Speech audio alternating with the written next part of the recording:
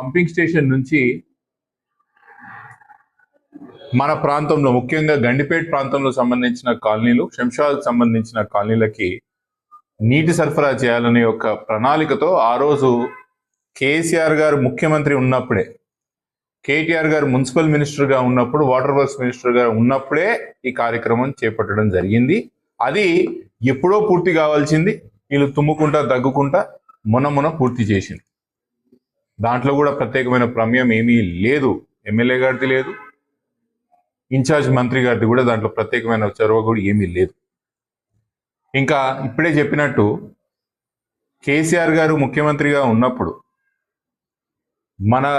మన ప్రాంతం నుంచి Gachibowli to airport metro sanction చేయడం జరిగింది. ఆ రోజు పెద్ద ఎత్తున ఇదే ప్రకాష్ గౌడ్ గారు మన పోలీస్ గ్రౌండ్స్లోనా, పోలీస్ అకాడమీ గ్రౌండ్స్లో పెద్ద సభ పెట్టి ముఖ్యమంత్రి గారు ధన్యవాదాలు చెప్పారు. సార్, ఇది మెట్రో వేయడంతో మా ప్రాంతం బాగా అభివృద్ధి చెందుతుంది, ధన్యవాదాలు అని చెప్పి పెద్ద సభ కూడా పెట్టారు. నేను అడుగుతున్న ప్రకాష్ గౌడ్ గారు, ఇప్పుడు మీరు పోయింది కాంగ్రెస్ పార్టీలకి నియోజకవర్గానికి మంచి చేయనికా చెడ చేయనికా ఈరోజు నియోజకవర్గం ప్రజలకు చెప్పాల్సిన అవసరం ఉన్నది.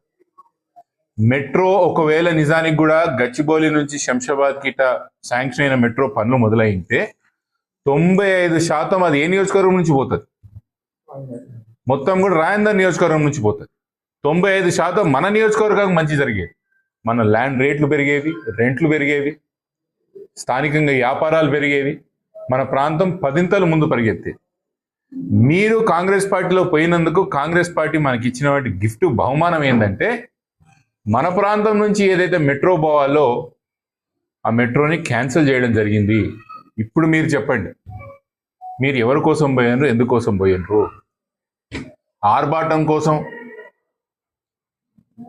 చూపించుకోవడానికి మున్సిపాలిటీ ఫండ్స్, కార్పొరేషన్ నిధులు వచ్చి మీరు ఏదైతే బిల్డింగ్లకి కొబ్బరికాయలు రిబ్బన్లు గుంజిపోతున్నారో, దీది మీరు ఉన్నా లేకపోయినా, చేసినా చేయకపోయినా ఇది జరిగే అభివృద్ధి. కార్పొరేషన్లోనే కిస్మత్పూర్ బండ్ల కూడా రోడ్డు ఎక్స్పాన్షన్ ఎన్ని రోజులైంది అది అయిపోయి. లోపల కాలనీలలో, చాలా కాలనీలలో రోడ్ల పరిస్థితి ఇంకా ఇంత అధ్వానంగా ఉన్నది. అతి ముఖ్యంగా నిన్న మూసీ ప్రవాహిక ప్రాంతాల్లో ఉన్న కాలనీ వాసులు పిలుచుకొని వాళ్ళు ఏదైతే కోరుకోలేదో, ఏదైతే వద్దంటున్నారో, మా కొత్త ఇల్లులు కట్టి పాత ఇల్లులు తీసేస్తామని ఏదైతే వద్దంటున్నారో వాళ్ళు అదే చెప్పిపోయారు శ్రీధర్ బాబు. అదే విషయాన్ని మళ్ళీ ప్రకాష్ గౌడ్ గారు చెప్పిపోయినారు. క్లుప్తంగా చెప్పే విషయం ఏంటంటే నిన్న జరిగిన కార్యక్రమం అంతా కూడా ప్రత్యేకంగా వీళ్ళ చొరవతో జరిగింది ఏమీ లేదు. కాంగ్రెస్ పార్టీ వచ్చినప్పటి నుంచి రాష్ట్రానికి ఎట్లయితే నష్టం జరిగిందో అదే విధంగా అంతే నష్టం మన రాయందర్ నియోజకవర్గానికి కూడా జరిగింది. అభివృద్ధి ఎక్కడిదక్కడ ఆగిపోయింది రాయందర్ నియోజకవర్గం. అప్పుడు కేసీఆర్ గారు ముఖ్యమంత్రిగా ఉన్నప్పుడు, కేటీఆర్ గారు మున్సిపల్ మినిస్టర్ ఉన్నప్పుడు ఏదో ఒక ప్రాజెక్టు రాయందర్లో ముందలకు పోయేది. ఆ రోజు గండిపేటలో మనకు ఆ మున్సిపాలిటీ హెచ్ఎండబ్ల్యూఎస్ పార్క్ విషయంలో కానివ్వండి, చుట్టుపక్కల ఉన్న 3 కార్పొరేషన్లు, గండిపేటలో ఉన్న 3 కార్పొరేషన్ల మున్సిపాలిటీలు ఏదైతే మణికొండ, నార్సింగి మరియు బండ్లగూడ ఉన్నాయో, ఈ 3టికి కూడా ప్రత్యేకమైన నిధులు ఆ రోజు తీసుకురావడమే కానివ్వండి,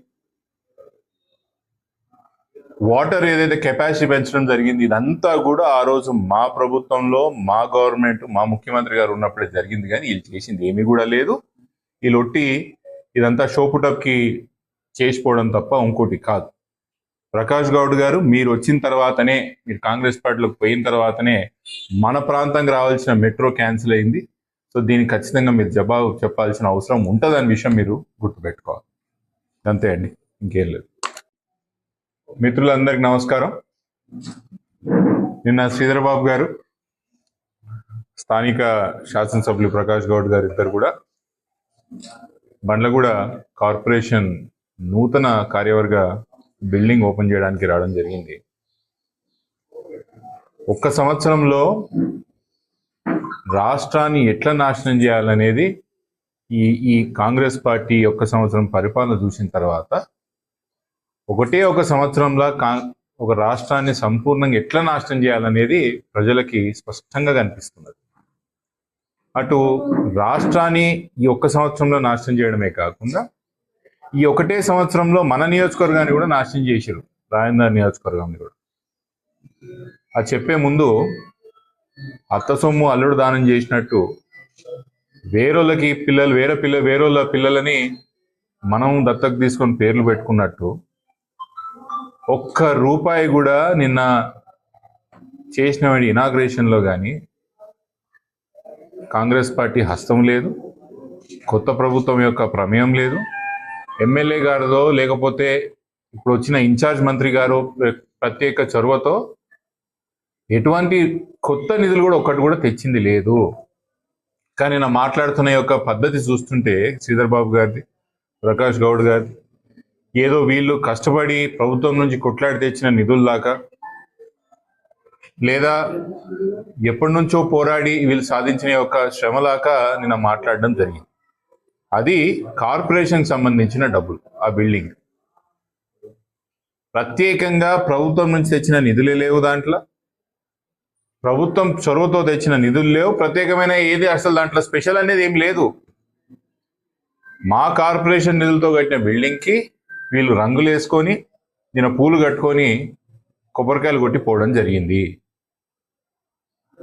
నిన్న జరిగిన వంటి ఆ రిజర్వాయర్ పంపింగ్ స్టేషన్ యొక్క ఇనాగ్రేషన్ కూడా